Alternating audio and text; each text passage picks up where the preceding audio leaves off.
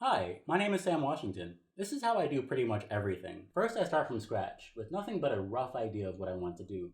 Once I get a feel for the energy that I'm going for, I start to consolidate that, and I place it somewhere tangible so I can access it and continuously work on it. Once I have an idea of where I'm going to work, I start to work on how I'm going to work. This makes some of the starting points a bit more obvious. Then I get started. The first thing I do is usually start with something, like just anything to get it out there. This helps me develop a perspective reference point.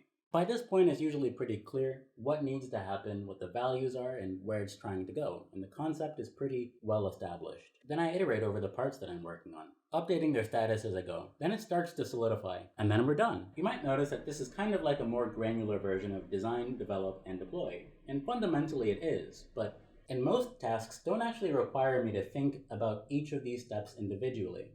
But a really cool thing about this is that these serve as the fundamental constructs of a programming language I wrote. So if I take notes about something that I'm working on, I can compare it to other tasks in the future.